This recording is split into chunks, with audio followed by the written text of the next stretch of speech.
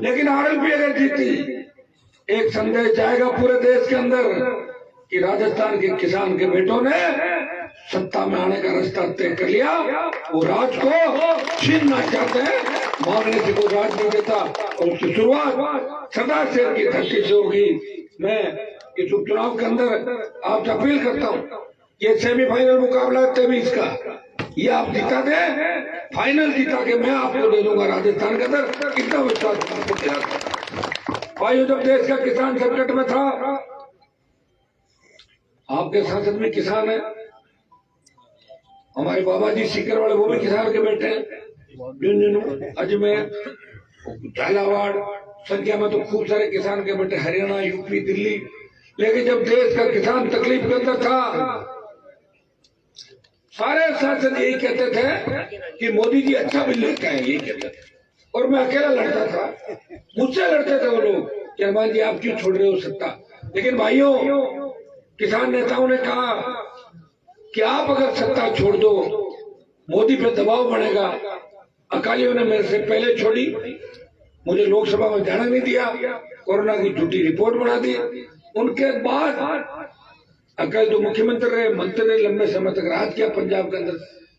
उसके बाद इस राजस्थान दिल्ली के राष्ट्रीय राजमार्ग को शाहजहांपुर बॉर्डर पे अगर जाम किसी ने किया और मोदी की सत्ता को ठोकर मारी, तो उत्तर भारत से एकमात्र सांसद हनुमान बेनीवाल ने मोदी की सत्ता ठुकरा के किसानों के समर्थन में 70 दिन तक सड़क पे एकमात्र सांसद बैठा था, वो नागौर का सांसद था।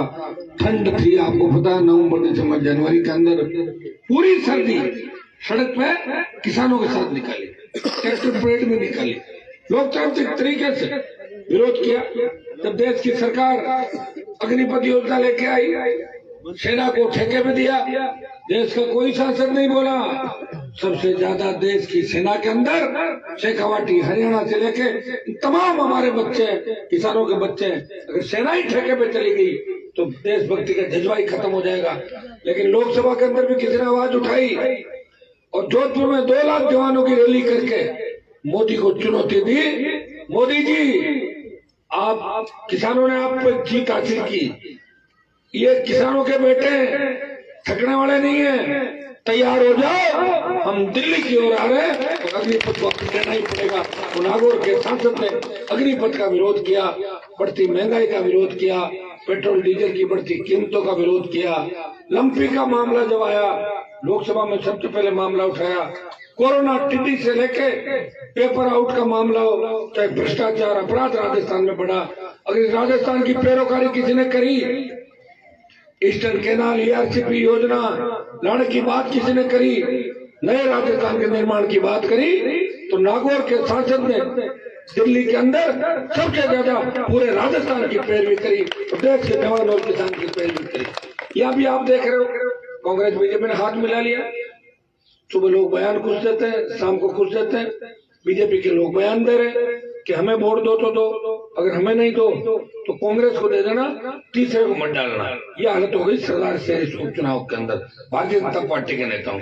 ये कांग्रेस की भी होने वाली है। हमें ध्यान रखना है, इस चुनाव से राजस्थान की राजनीति को एक नई दिशा मिलेगी।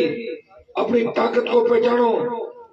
ये तो सालासर बालाजी में तो चूरू जिले में ही ताकतवर इलाका है।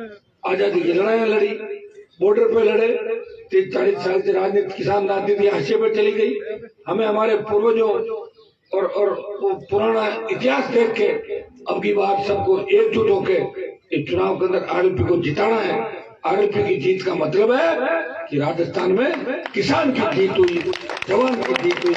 ये आप लोग मेरी मदद इस चुनाव में करोगे और मैं भी आपको विश्वास दिलाता हूँ, अगर आरएलपी जीत गई तो 12 महीने का टाइम हमारे पास है। 12 महीने में इतना काम सरदार शहर में करा देंगे जितना 60 साल 70 साल में सरदार शहर में नहीं हुआ। ये मैं विश्वास आपको दिलाता हूँ।